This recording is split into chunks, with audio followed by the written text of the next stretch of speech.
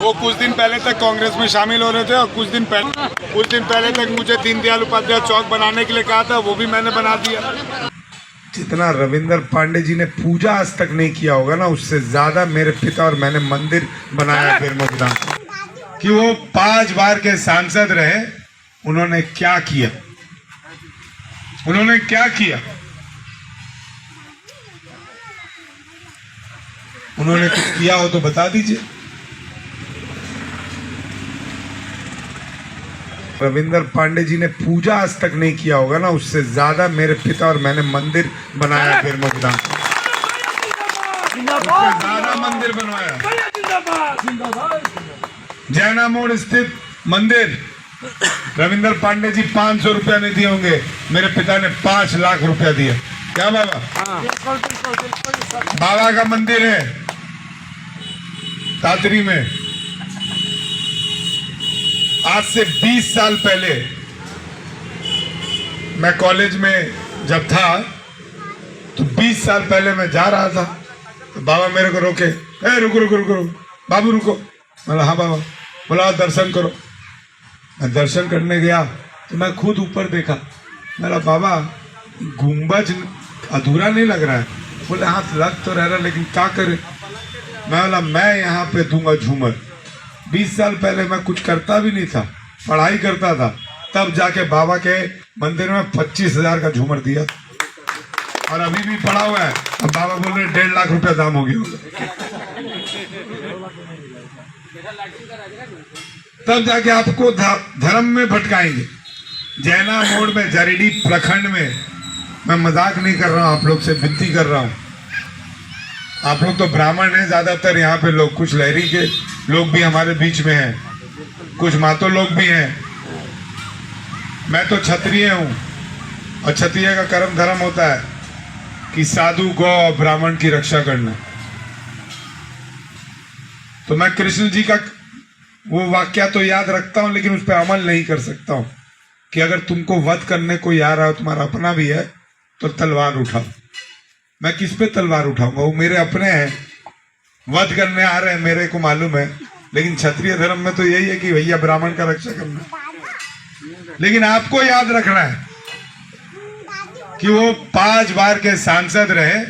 उन्होंने क्या किया, उन्होंने क्या किया? उन्होंने कुछ किया हो तो बता दीजिए।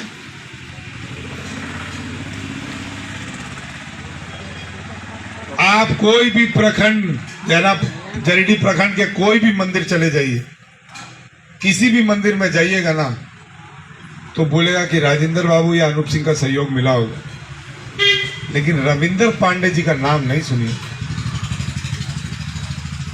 किसी को मदद नहीं करेंगे। हम तो हारे या जीते, पिता का संस्कार है मदद करना ही करना। यहीं पे आपके बीच में रहना है, ये आपको निर्णय लेना। अभी नया नया सुन रहे जयराम मातो जी भी आ रहे कैची लेकर।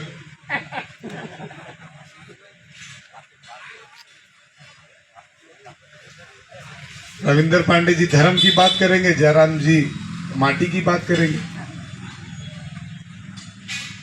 लेकिन क्या आप लोग अपने बच्चों को जब शिक्षा ग्रहण करने स्कूल में भेजते हैं तो उस स्कूल में जाकर जो प्रिंसिपल होता है, जो टीचर होता है, जो आपके बच्चों को पढ़ाता है, और फिर यहां से जब बाहर पढ़ने भेजते हैं तो उस टीचर उस प्रिंसिपल से पूछते हैं कि प्रिंसिपल साहब हम एसटी कम्युनिटी से आते हैं, आपका शिक्षक फॉरवर्ड कम्युनिटी का तो नहीं है।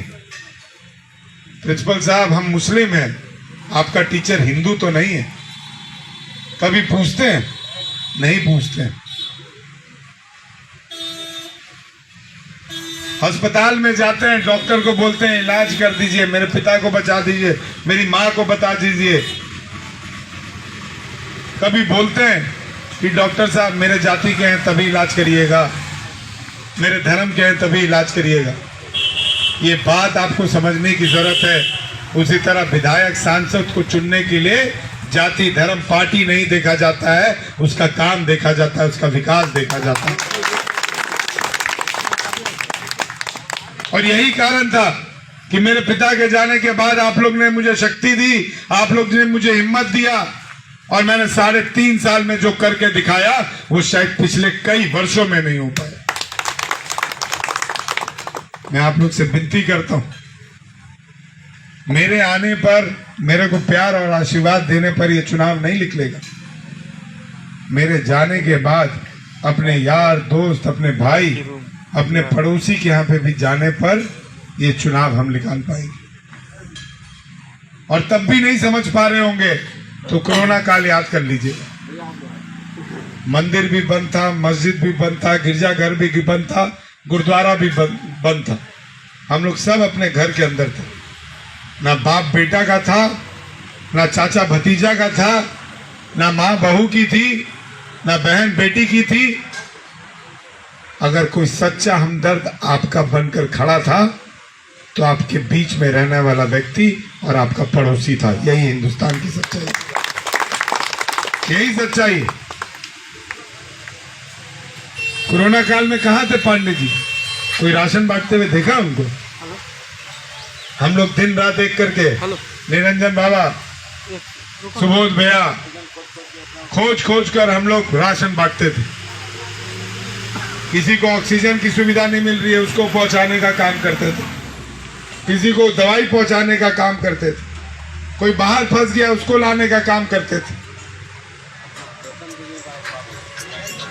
मेरे पिता क्या नाम, अस्पताल में एडमिट होने से पहले अपने वेतन पर साइन करके गए कि मेरा वेतन कोरोना के लिए मैं दान करता हूं, लेकिन वापस नहीं आ पाए।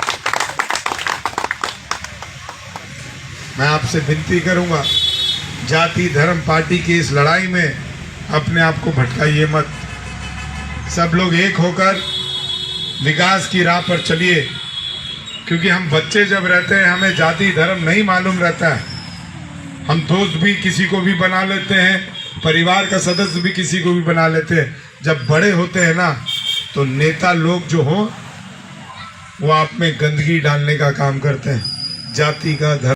आगे का क्या सोचा है, किस तरह से तैयारियां चल रही है? देखिए, तैयारियां हमारी 365 दिन चलती है। मैं क्षेत्र में रहने वाला विधायक हूं और महागठबंधन के रूप में प्रत्याशी बनाया गया। निश्चित तौर पे हमारी सरकार के काम पे, मेरे काम पर जनता वापस मुझे चुनने का काम करेगी। आपके सामने जो है पूर्व सांसद हैं ये क्षेत्र के, क्या लग रहा है इस बार के चुनाव में जो है कि आपका सामना उनसे होने जा रहा है? वो कुछ दिन पहले तक कांग्रेस में शामिल हो रहे थे और कुछ दिन पहले तक मीडिया में मेरी तारीफें कर रहे थे।